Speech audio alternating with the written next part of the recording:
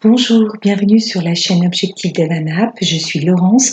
Alors aujourd'hui, j'aurai peu de voix, mais j'espère que je serai quand même intelligible pour vous présenter un troisième volet de Flexbox qui parlera des générateurs Flexbox qui sont en ligne sur le web et qui peuvent vous permettre de vous familiariser avec le positionnement via Flexbox de vos éléments sur une page web, mais également de vous aider à mieux le comprendre.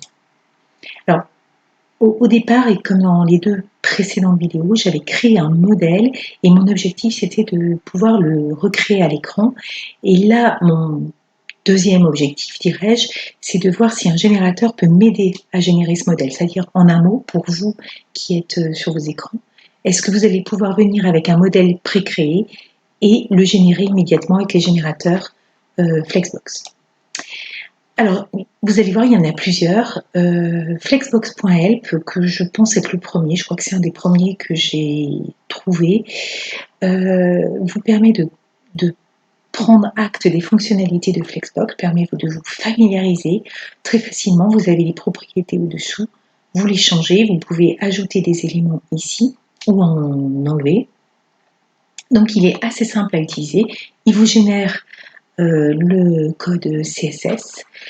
La seule chose, c'est le bémol, je dirais, c'est que effectivement, il vous aide à la compréhension du fonctionnement de Flexbox, mais il ne m'a pas permis de créer mon modèle. Quoi qu'il en soit, c'est un excellent générateur. Le second, c'est Flexbox Built with React. Alors là, je vous l'ai mis et je pense que vous avez compris pourquoi. Parce qu'en plus de vous familiariser avec Flexbox, vous allez pouvoir générer un modèle React, également d'obtenir le code CSS, mais c'est vraiment l'ajout de React qui est un vrai plus pour ce générateur.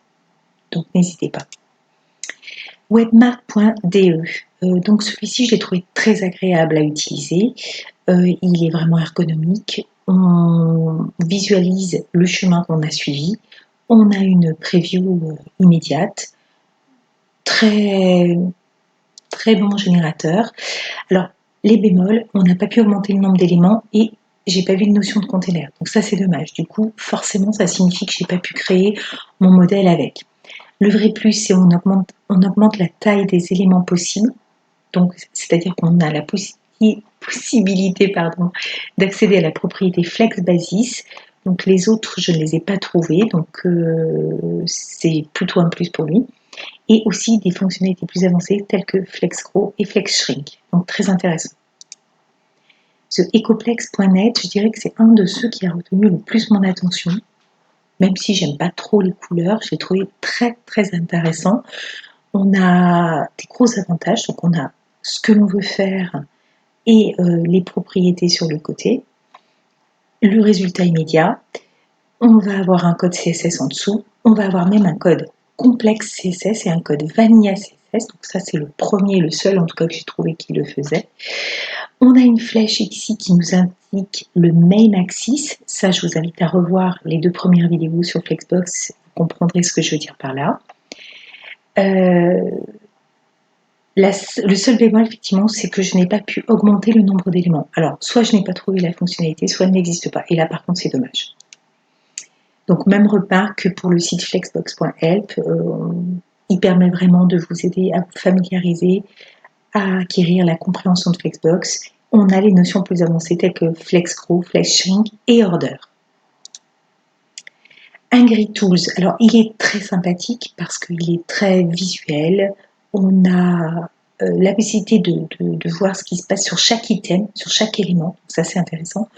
On a ici un petit aspect visuel de ce à quoi vous pouvez vous attendre en utilisant la propriété. Donc ça aussi, c'est très intéressant. Et on a la possibilité, bien sûr, d'obtenir le code directement. Donc, j'ai trouvé que c'était un excellent générateur. Le gros avantage, c'est sur l'ajout des éléments. La commande, elle est simple. On a le visuel associé, on l'a vu. On détaille, ah oui, on a aussi des descriptions du fonctionnement de chaque instruction. Je dirais qu'il est quasi parfait. Pourtant, je n'ai pas pu obtenir, ou je ne l'ai pas trouvé peut-être, comment ajouter un container. Et ça, c'est bien dommage parce que sinon, on n'était pas loin du compte. J'aurais certainement pu créer mon modèle. Alors, celui-ci, je me suis trompée sur l'URL, excusez-moi. Vous l'aurez sur le prochain, la prochaine slide, donc pas de panique. Donc ce générateur, il est très intéressant, loading.io, parce qu'on peut associer ici des images, images, blocs ou texte. Et avec les images, j'ai quasiment pu obtenir la création de mon modèle. Donc je dirais que c'est le seul qui m'a permis de le faire. Donc retenez bien le loading.io. En revanche, pourquoi je ne l'ai pas affiché ici? Parce que je ne sais pas si j'avais le droit d'utiliser leurs images. Donc j'ai voulu convertir mon modèle en bloc, et là ça a complètement planté. Donc que ce soit en bloc ou en texte, je n'ai pas réussi à créer mon modèle. Alors, on peut sélectionner le nombre d'éléments, on peut ajouter une marge, on a des instructions qui sont faciles à utiliser et qui sont accessibles. On a la possibilité de générer son code CSS. Donc il est très facile à utiliser et comme je vous l'ai dit, avec les images, j'ai quasiment obtenu le résultat attendu. Donc ça, c'était top. Le CSS générateur.netlify.app. Alors, très gros avantage, c'est que vous allez pouvoir comparer tous les types de positionnement d'éléments sur vos pages de web. Et ça, c'est vraiment, je crois, le seul en tout cas qui m'ait permis de le faire dans tout ce que j'ai vu, sachant qu'il y en a vraiment beaucoup. Vous trouverez les dispositions menus, page avec éléments, galerie photo, etc. On peut, alors ça je vous l'ai dit, on peut comparer Flexbox avec Grid par exemple, mais aussi avec Float. Et on a aussi bien sûr un générateur de code. Donc il permet un travail complet sur le positionnement et le style, et à ce titre il est vraiment très intéressant. Il est plutôt ludique. Il vous génère le CSS mais également le HTML, et il a un gros plus, c'est qu'on a une gestion des containers et des items, donc ça c'est top. Il est complémentaire au premier, il est très ergonomique, et je n'ai pas trouvé par contre la commande pour augmenter le nombre de containers. C'est qu'on a bien la notion de gestion des containers et des items, mais on ne peut pas les augmenter. Et ça, c'est donc dommage, ce qui veut dire que je n'ai pas pu réaliser mon modèle. Le CSS générateur.pl, alors, il permet d'utiliser Flexbox très simplement, donc il se rapproche du premier. En revanche, vous aurez des fonctionnalités un peu plus avancées avec transition, transform, que j'ai trouvé intéressant. C'est pour ça que je vous l'ai mis.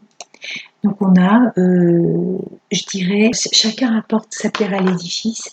Et ici, il vous permettra de vous familiariser avec Flexbox, Transform et Transition, Gradient et d'autres fonctionnalités CS.